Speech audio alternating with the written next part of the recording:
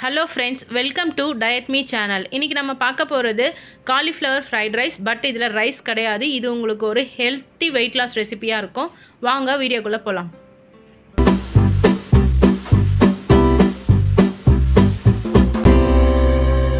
First cauliflower சின்ன சின்னதா cut பண்ணிட்டு இந்த மாதிரி blender-ல போட்டு நம்ம blend பண்ணோம்னா இது நல்ல பொடி பொடியா வந்துரும். இங்க பாருங்க இந்த மாதிரி சின்ன சின்னதா வந்துரும். இல்ல உங்களால நைஃப் வச்சு கட் பண்ண முடியும்னா பொடியானா அந்த மாதிரியே கட் பண்ணிக்கலாம்.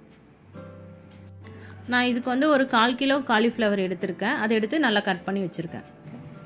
pan நல்லா ஹீட் ஆனோனே நான் ஒரு 1/2 டேபிள்ஸ்பூன் எண்ணெய் ஆட் பண்ணிட்டு 2 ஹோல் எக் ஆட் பண்றேன். எக் நல்லா குக் ஆகணும். அந்த எக்ல இருக்க அந்த பச்சை ஸ்மெல் வந்து போற வரைக்கும் கொஞ்சம் நல்லா குக் பண்ணி எடுத்துக்கோங்க.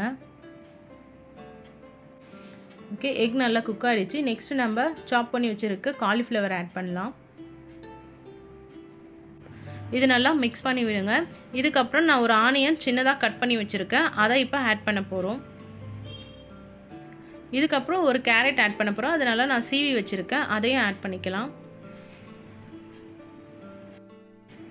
இது நல்லா மிக்ஸ் பண்ணி விடுங்க. இதுக்கு அப்புறம் நான் பச்சை பட்டாணியை ஆல்ரெடி வந்து வேக வச்சு வச்சிருக்கேன்.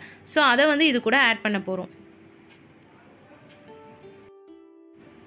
இதை நல்லா மிக்ஸ் பண்ணி விட்டுருங்க. இது குக் ஆகணும். குக் ஆகனாதான் அந்த காலிஃப்ளவரோட பச்சை ஸ்மெல்லாம் போகும்.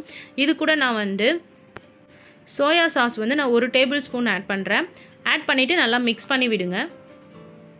இந்த டிஷ்ஷில் பார்த்தீங்கன்னா உங்களுக்கு லோ கேலரிஸ் தான் இருக்கும். ஸோ நீங்கள் வெயிட் லாஸில் இருக்கீங்கன்னா இந்த ஃபுட்டை நீங்கள் வீக்லி 2 or 3 டைம்ஸ் கூட எடுத்துக்கலாம்.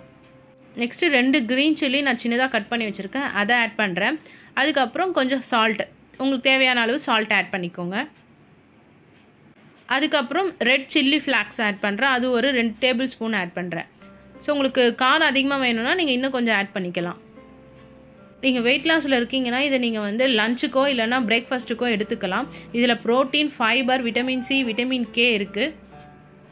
5 to 10 மினிட்ஸ் நல்லா குக் பண்ணிகிட்டே இருங்க. நெக்ஸ்ட்டு நான் பவுலுக்கு ட்ரான்ஸ்ஃபர் பண்ணிடுறேன். இது உங்களுக்கு ஒரு ஹெல்த்தி ரெசிபியாக இருக்கும். இந்த ரெசிபியை நீங்களும் ட்ரை பண்ணி பார்த்துட்டு கமெண்ட் பண்ணுங்கள். நெக்ஸ்ட் ரெசிபியில் பார்க்கலாம். தேங்க்யூ.